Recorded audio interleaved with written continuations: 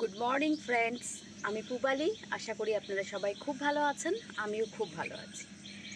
এবং সাথে সাথে আমাদের ওয়েদারটাও কিন্তু এখন খুবই ভালো আছে। তো যাই হোক, এই ওয়েদারই হোক আর সারা বছরই হোক, যে একটা ইম্পর্টেন্ট সমস্যা আমাদের বাগানে থাকে সেটা হচ্ছে গাছের পাতা হলুদ হয়ে যাওয়া। দেখুন, এই সমস্যাটা কিন্তু প্রত্যেকের বাগানেই কম বেশি হতেই থাকে। তো আজকে সেটাই আমাদের আলোচ্য বিষয়। অবশ্য টাইটেল আর থাম্বনেল দেখে আপনারা বুঝতেই পেরে গেছেন। তো চলুন, কিভাবে এইগুলো হচ্ছে আর তার সমাধানই বা আমরা কিভাবে করতে পারি, আজকে সেই বিষয়গুলো নিয়েই আলোচনা করা যাক। তো চলুন, দেরি না করে শুরু করে দিই। তো দেখুন, এই যে পাতা গাছের হলুদ হয়ে যায়, এটা সারা বছরই হচ্ছে। এবং এই যে বর্ষাকাল, এই বর্ষাকালে কিন্তু এই পরিমাণটা একটু বেড়ে যায় অন্য সিজনের তুলনায়। তো যাই হোক, আমরা কিছু পয়েন্ট করে যদি এগুলো আলোচনা করি তাহলে সেগুলো বুঝতেও সুবিধা হবে এবং মনে রাখতেও আমার মনে হয় সুবিধা হবে। তো চলুন শুরু করা যাক। প্রথম যে কারণটা বলবো, যে দেখুন গাছের পাতা, এই যে দেখুন, যেমন এই যে গাছের পাতা হলুদ হয়ে আছে, এটার কারণ কিন্তু কিচ্ছু না। এটা একটা প্রাকৃতিক কারণেই গাছের পাতা এরকম হলুদ হয়ে যাবে। কারণ একটা সময়ের পর এটা হলুদ হয়ে পড়ে যাবে, গিয়ে আবার নতুন পাতার সৃষ্টি হবে, এভাবেই হয়। তো এক্ষেত্রে ভয় পাওয়ার কিছু নেই। তবে এক্ষেত্রে যারা আমাদের অভিজ্ঞ বাগানি তারা জানেনই এই ব্যাপারটা, কিন্তু যারা নতুন বাগান করছি আমরা, তাদের ক্ষেত্রে কিন্তু একটা প্রবলেম হয়। আমরা এরকম পাতা হলুদ হয়ে যাওয়া দেখলে একটু ভয় পেয়ে যাই। তো সেই কারণেই বললাম যে এই ব্যাপারটা নিয়ে চিন্তা করার কিছু নেই, এটা নর্মাল কারণেই হয় এবং নর্মালভাবেই ঠিক হয়ে যাবে। তো এই তো গেল একটা কারণ। এবার দেখুন, এই যে আমার এই গাছটা দেখুন, এই গাছটার পাতাগুলো কেমন কুঁকড়ে গেছে এবং হলুদ হয়ে যাচ্ছে আস্তে আস্তে। তো এবার দেখুন, এইদিকে আবার আস্তে আস্তে চেঞ্জও হচ্ছে। তার কারণ কি বলুন তো, ট্রিটমেন্ট করা হচ্ছে গাছটাতে। তো আগে বলি এইগুলো হয় কেন। বিশেষত জবা গাছের ক্ষেত্রে কিন্তু এই প্রবলেমটা খুব বেশি পরিমাণে হয়। এগুলো হয় এই কারণেই, পোকার আক্রমণ।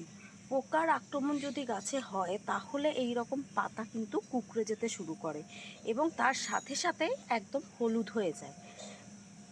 এবং খুব বেশি পরিমাণে যদি এইটা চলতে থাকে তো আস্তে আস্তে কিন্তু গাছটা মরে যাওয়ার সম্ভাবনাও থাকে আর কি। তো এক্ষেত্রে যেটা করতে হবে, দেখুন, প্রত্যেক 7 থেকে 10 দিনের ব্যবধানে আমাদের নিম তেল স্প্রে করতে হবে গাছে। হ্যাঁ, এক্ষেত্রে যেহেতু আমি জৈবভাবে করি তাই আমি নিম তেলের কথা বলছি। নিম তেল ছাড়াও মোটামুটি ধরুন, আমার চ্যানেলে প্রচুর কীটনাশকের ভিডিও দেওয়া আছে। নিম তেলও আমি যে নিজে যেভাবে তৈরি করি তার লং ভিডিও দেওয়া আছে। চাইলে আপনারা সেগুলো দেখে নিয়ে সেগুলো ইউজ করতে পারেন। আর যেটা করতে পারেন, বাজার থেকে নিম তেল কিনে নিয়ে ইউজ করতে পারেন, অথবা কাকা ইউজ করতে পারেন। এটাও একটা জৈব কীটনাশক এবং এগুলোর ক্ষেত্রে এটা কিন্তু দুর্দান্ত কাজ করে। 7 থেকে 10 দিনের একটা গ্যাপিংয়ে এটা ইউজ করুন, তাহলে এই সমস্যার হাত থেকে কিন্তু অনেকটাই মুক্তি পাওয়া যাবে। দেখুন, এই যে আশেপাশে আমার গাছগুলো, এগুলো কিন্তু সব ঠিকঠাক। আসলে এই গাছটা নার্সারি থেকে আনার পরেই এই প্রবলেমটা অ্যারাইজ করেছিল। তো সেই কারণেই আস্তে আস্তে এটাকেও ঠিক করছি, তবে এখনও পুরোপুরি সুস্থ হয়নি। তো এরকম একটা সমস্যা কিন্তু গাছের হয়েই থাকে। এবার যে কারণটা বলবো, এই যে দেখুন, আমাদের বাগানে যে ফল গাছ বিশেষ করে থাকে, তো তাদের তো মোটামুটি অনেক বছর হয়ে যায়, 3 থেকে 4 বছর হতে হতে শুরু করলে কি হয়, আস্তে আস্তে রুট বাউন্ড হতে থাকে। এই যে আমার এই জামরুল গাছটা দেখুন, এটার কিন্তু এখন সবে 1.5 বছর বয়স। তো সেই কারণে এটার এখন এই মোমেন্টে রিপোর্ট করার কোনো দরকার নেই, কিন্তু এক্ষেত্রে যখন এটা 2 থেকে 3 বছর বয়স হয়ে যাবে, সেক্ষেত্রে এতটা পরিমাণে রুট বাউন্ড হয়ে যায়, কারণ আমরা ছাদ বাগানে খুব কম জায়গায় এদেরকে রাখি, খুব কম মাটিতে এরা থাকে। তো সেক্ষেত্রে রুট বাউন্ডটা একটু তাড়াতাড়ি হয়ে যায়। তো এখানে খেয়াল রাখতে হবে যে রুট বাউন্ড হয়ে গেলে কিন্তু গাছের পাতা আস্তে আস্তে হলুদ হয়ে ঝরে যেতে থাকে এবং শেষে গাছটা মারাও যেতে পারে। তার কারণ কি বলুন তো, রুট বাউন্ড হলে ওরা কিন্তু আর খাবার গ্রহণ করার ক্ষমতা ওদের মধ্যে থাকে না, ওরা সেটা হারিয়ে ফেলে। তো সেই কারণেই গাছের এই অবস্থা হয়। তো এক্ষেত্রে আমরা যেটা করতে পারি, গাছটাকে রিপোর্ট করে দিতে পারি। আবার যদি রিপোর্ট করা পসিবল না হয়, তাহলে যেটা করতে পারি, ধরুন এই গাছটার কথাই বলি, এটা যদি আমি রিপোর্ট করতে না পারি তাহলে কি করব, এই সাইড থেকে কিছুটা করে মাটি তুলে তুলে ফেলে দেবো। এবং যখন মাটিটা আমি তুলবো তখন কিছু শিকড়ও কেটে যেতে পারে, তো তাই নিয়ে চিন্তার কোনো কারণ নেই, সেটা হয় স্বাভাবিক। এবং তারপর কিছুটা নতুন মাটি আর খাবার দাবার অ্যাড করে আবার গাছটাকে ঠিকঠাক করে দেবো। তো এইভাবেও কিন্তু আমরা এই কাজটা করতে পারি, অথবা যদি রিপোর্ট করে দেওয়া যায় তাহলে তো সেটা খুবই ভালো হয়। তো এইভাবে গাছকে আমরা একটা প্রোটেকশন দিতে পারি। এবার আসছি নেক্সট পয়েন্ট। এই যে আমরা রিপোর্ট করছি বা আমরা এই যে মাটিটাকে তুলে দিয়ে আবার নতুন করে মাটি আর খাবার অ্যাড করছি, সেক্ষেত্রেও কিন্তু গাছের প্রচুর পাতা হলুদ হয়ে যায়। একদমই চিন্তা করার কিছু নেই এই ব্যাপারটায়, কারণ এটা কি হচ্ছে যে নতুন মাটি বা নতুন খাবার দাবার পেলে সেটাকে আস্তে আস্তে অ্যাবজর্ব করতে গাছের তো একটু সময় লাগেই। তো সেই কারণেই গাছের কিছুটা পাতা হলুদ হয়ে যায়। এবার তারপর আস্তে আস্তে যখন ও এটাকে অ্যাবজর্ব করে নেয় তখন গাছ কিন্তু অটোমেটিক্যালি আবার সুস্থ সবল এবং সবুজ হতে শুরু করে। তো সেই জন্য ওটা নিয়ে দুশ্চিন্তা করার কিছু নেই, কিন্তু রুট বাউন্ড হলে আমাদের অবশ্যই এই কাজটা কিন্তু করে দিতে হবে, না হলে গাছে ফল তো হবেই না, গাছ আস্তে আস্তে কিন্তু একদমই রুগ্ন হয়ে যাবে, জাস্ট গাছ হিসেবেই থাকবে, হয়তো কোনো কিছুই রিটার্ন ব্যাক কিন্তু আপনারা পাবেন না এই সব গাছ থেকে। এবার যে পয়েন্টটা বলবো এটা খুব খুব ইম্পর্ট্যান্ট হচ্ছে যারা নতুন বাগান করছেন তাদের ক্ষেত্রে। দেখুন, যারা পুরনো অভিজ্ঞ বাগানি তাদের এইটা খুব একটা বলা জরুরি নয়, তবু সবার ক্ষেত্রেই বলছি ভিডিওতে। তো ব্যাপারটা হলো যে যারা নতুন বাগান করছেন তাদের মধ্যে একটা টেন্ডেন্সি থাকে বেশি বেশি খাবার দেওয়া। এই একটা টেন্ডেন্সি কিন্তু আমরাও যখন বা আমি যখন বাগান স্টার্ট করেছি আমার মধ্যেও এই প্রবণতাটা ছিল। তো এবার কি হয়, যেহেতু আমরা জৈবভাবে বাগান করি তো সেটা একরকম, কিন্তু যারা রাসায়নিক সার দিয়ে বাগান করছেন তাদের ক্ষেত্রে যে প্রবলেমটা হয় যে আমরা যখন রাসায়নিক সারটা বেশি পরিমাণে গাছে ইউজ করে ফেলি, আমরা তো বুঝতে পারছি না যে আমরা কতটা কী পরিমাণে দেব। এবার যদি কোনো কারণে বেশি হয়ে যাচ্ছে তখন কি হয়, আস্তে আস্তে গাছের পাতা হলুদ হতে থাকে। এবং এটা যে শুধু গাছের পাতা হলুদ হয়েই থেমে থাকে সেটা কিন্তু নয়, এরপর গাছটা মারা যাওয়ার সম্ভাবনাও প্রবল থাকে, এবং এটা হচ্ছে বা হয়। তো সেক্ষেত্রে আমরা কি করব, সেই মোমেন্টের সঙ্গে সঙ্গে চেষ্টা করব গাছটাকে রিপোর্ট করে দেওয়ার। আর যদি সেটা পসিবল না হয় তাহলে প্রচুর পরিমাণে জল দিতে থাকুন। জল দিলে কি হবে, জলের সাথে ধুয়ে সারটা বেরিয়ে যাবে এবং তাতে গাছটা অনেকটা সুস্থ হওয়ার সম্ভাবনা থাকবে। তো এই হলো আর একটা ভীষণ ইম্পর্ট্যান্ট পয়েন্ট যারা নতুন বাগান করছেন তাদের ক্ষেত্রে। এবার এইখানেও একটা ব্যাপার আছে, এটাও নতুন বাগানিদের ক্ষেত্রে হয়, বিশেষত আমার ক্ষেত্রে তো হয়েছিল যে নতুন বাগান আমরা ধরুন 4-5টা গাছ নিয়ে স্টার্ট করি।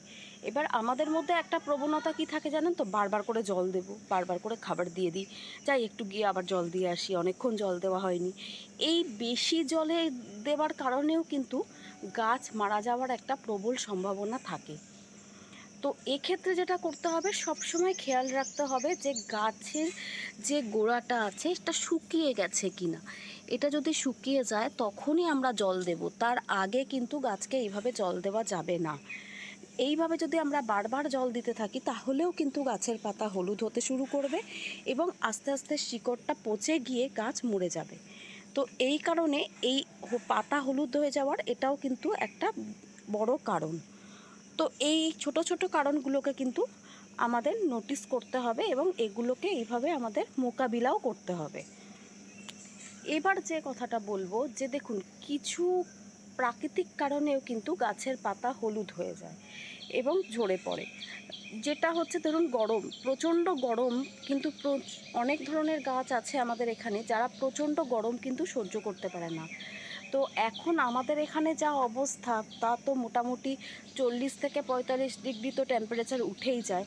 তো এই টেম্পারেচারটা কিন্তু প্রচুর গাছ আছে যেগুলো পছন্দ করে না। হ্যাঁ, আমরা এটা জানি যে ফলের গাছ বা সাধারণত সব গাছই সানলাইট পছন্দ করে, কিন্তু কিছু গাছ আছে যারা সানলাইট পছন্দ করে না, হয়তো সেগুলো একটু রেয়ার ভ্যারাইটি, কিন্তু যদি আপনাদের বাগানে সেগুলো থাকে তাহলে সেগুলো কিন্তু এই প্রচণ্ড টেম্পারেচারে পাতা হলুদ হয়ে যাবে এবং গাছ কিন্তু মারা যাওয়ার সম্ভাবনাও থাকে, বা যদি ফুল ফল গাছে ধরে থাকে সেগুলো কিন্তু সব ঝরে যায়।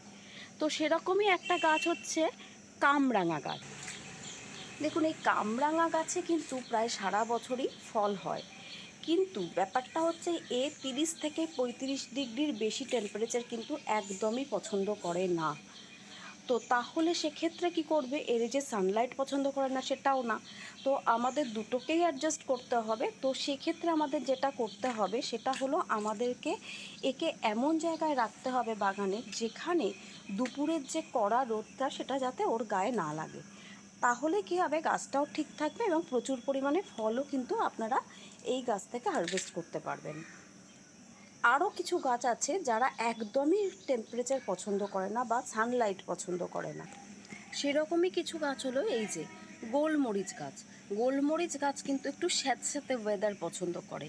তো সেক্ষেত্রে যেটা করতে হবে, আমাদের বাগানে তো দেখুন সেভাবে স্যাঁতস্যাঁতে জায়গা নেই, তো আমরা চেষ্টা করব একটু ছায়াযুক্ত জায়গায় এই ধরনের গাছকে রাখার, অথবা যদি কোনো বড় গাছ থাকে তার তলায় রাখলেই যথেষ্ট। বা ধরুন ছোট এলাচ বা বড় এলাচ গাছগুলোও কিন্তু এই ধরনের ওয়েদার পছন্দ করে না, তো তাদেরকেও ঠিক এইভাবেই রাখতে হবে। তো এই গেল একটা কারণ। আর যেটা হচ্ছে যে বৃষ্টি বা বর্ষা, এর কারণে কিন্তু গাছের প্রচুর পাতা হলুদ হয়ে যায় এবং এই সময় এই সমস্যাটা প্রচণ্ডভাবে হয়। তো সেক্ষেত্রে যেটা করতে হবে সেটা হচ্ছে যে আমাদের কিন্তু ছত্রাকনাশক বা ফাঙ্গিসাইড ইউজ করতে হবে। মোটামুটি 15 দিন বা 10 দিনের ব্যবধানে, একটু বুঝে গাছ দেখবেন যে এই গাছগুলোয় বেশি হলুদ হয়ে যাচ্ছে সেগুলো 10 দিনের ব্যবধানে, যেগুলো দেখছেন না নর্মালি ঠিক আছে সেগুলোকেও কিন্তু করতে হবে। সেগুলোর গ্যাপিংটা একটু বেশি দিয়ে 15 দিনের ব্যবধানে ভালো করে ফাঙ্গিসাইড স্প্রে করে দিন, তাহলেই গাছ আস্তে আস্তে ঠিক হবে। আর হ্যাঁ, কীটনাশক তো দিতেই হবে, সেটা তো অ্যাজ ইউজুয়াল। ফাঙ্গিসাইডটা আগে দিলেন, দেওয়ার পর 2 দিন ওয়েট করুন, করার পর একটু কীটনাশক স্প্রে করে দিন। এইভাবে কন্টিনিউয়াস প্রসেসে করলেই কিন্তু গাছগুলো ঠিক থাকবে এবং পাতাও হলুদ হবে না। তো এইভাবে করতে পারেন। আর লাস্ট যেটা ইম্পর্ট্যান্ট কারণ সেটা হচ্ছে গাছকে আমরা মাইক্রো আর ম্যাক্রোনিউট্রিয়েন্টস দিই, এর থেকেই কিন্তু গাছ সমস্ত খাবার সংগ্রহ করে। তো এর যদি ডেফিসিয়েন্সি হয় তাহলে কিন্তু গাছের পাতা হলুদ হয়ে যাবে এবং আস্তে আস্তে গাছ মারাও যাবে। তার কারণ কি বলুন তো, এই ডেফিসিয়েন্সির কারণে এই যে আমার গন্ধরাজ গাছটা দেখুন, এই গাছটা কিন্তু ক্লোরোসিস হচ্ছে এবং আস্তে আস্তে দেখুন এই যে ট্রিটমেন্ট করার জন্য গাছের পাতাগুলো কিন্তু চেঞ্জ হতে শুরু করেছে। এবং কী ট্রিটমেন্ট করেছি, কিভাবে চেঞ্জ হচ্ছে, তার ডিটেলস ভিডিও তো আমার চ্যানেলে আছে, আমার পুরনো যারা বন্ধু আছেন তারা দেখেছেনই। তো সেই বিষয়ে আর বিস্তারিত কিছু বললাম না, তবে এইটুকু বলি যে এক্ষেত্রে গাছের পাতা হলুদ হয়ে যায় খাবারের অভাবে। তো খাবারের অভাব যেটা, সেটা হচ্ছে প্রথমত আমরা যে সলিড খাবারটা দিই মানে মিশ্র জৈব সার, চেষ্টা করব 2 থেকে 2.5 মাসের ব্যবধানে যাতে সেই খাবারগুলো আমরা গাছকে দিতে পারি। এবার সেটা আপনাদের গাছ সম্পূর্ণ আপনাদের বুঝতে হবে যে কখন কোন গাছে কি খাবার দেওয়াটা জরুরি। তবে মোটামুটি 2 থেকে 3 মাসের ব্যবধানে কিন্তু এই খাবারটা, সলিড খাবারটা দিয়ে দেবেন গাছে। আর যেটা করতে হবে সেটা হচ্ছে মাইক্রোনিউট্রিয়েন্টস। মাইক্রোনিউট্রিয়েন্টসের অভাব হলে কি হচ্ছে, জিঙ্ক থেকে, আয়রন থেকে, তারপরে ম্যাগনেসিয়াম, এইসবের অভাবে কিন্তু গাছের পাতা একদমই হলুদ হয়ে যায় এবং আস্তে আস্তে খাবার তৈরি করার ক্ষমতা হারিয়ে ফেললে গাছ কিন্তু মারা যায়। তো সেক্ষেত্রে আমাদের কি করতে হবে, 15 দিনের ব্যবধানে মাইক্রোনিউট্রিয়েন্টস গাছকে ভালো করে স্প্রে করে দিতে হবে এবং কিছুটা গাছের গোড়ায়ও দিয়ে দিতে পারেন। একই সাথে যদি দুটোই করেন, মানে ধরুন আপনি কিছুটা স্প্রে করে দিলেন আর কিছুটা গাছের গোড়ায় দিয়ে দিলেন, মানে সাইমনটেনিয়াসলি যদি দুটো কাজই করা যায় তাহলে কিন্তু গাছ অনেক ভালো থাকবে এবং গাছের পাতা হলুদ হয়ে যাওয়ার সম্ভাবনা অনেকটাই কমে যাবে। আর একটা কাজ আমাদের করতে হবে যেটা খুব জরুরি, সেটা হচ্ছে এই যে ম্যাগনেসিয়াম সালফেট বা এপসাম সল্ট, এটাকে মাসে একবার করে গাছে ঠিক একইভাবে ভালো করে কিছুটা স্প্রে করে দেবেন আর কিছুটা গোড়ায় দিয়ে দেবেন।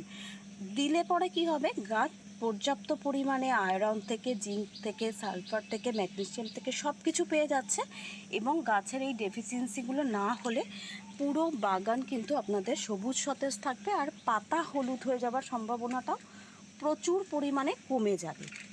তাহলে এই সামান্য ছোট ছোট কারণগুলো যদি আমরা মনে রাখি আর এগুলোর যদি এইভাবে আমরা প্রতিকার করি, তাহলে কিন্তু আমরা যত বড়ই বাগান করি না কেন সেই বাগান সবুজ সতেজ রাখতে আমাদের কোনোই অসুবিধা হবে না। তো আশা করি আমার এই ভিডিওটা আপনাদের ভালো লাগলো। যদি ভালো লেগে থাকে অনেক অনেক ভালোবাসা দিয়ে আমার পাশে থাকবেন, আর একটু লাইক আর শেয়ার করে দেবেন কিন্তু। আর যারা আমার নতুন বন্ধু আছো বা আছেন, তাদেরও যদি আমার ভিডিওটা ভালো লেগে থাকে, যদি ইনফরমেটিভ মনে হয়, তাহলে প্লিজ চ্যানেলটা সাবস্ক্রাইব করে বেল আইকনটা প্রেস করে দিও। খুব তাড়াতাড়ি আবার একটা নতুন ভিডিওর সাথে দেখা হচ্ছে। আজকের মতো তাহলে বিদায়, টাটা।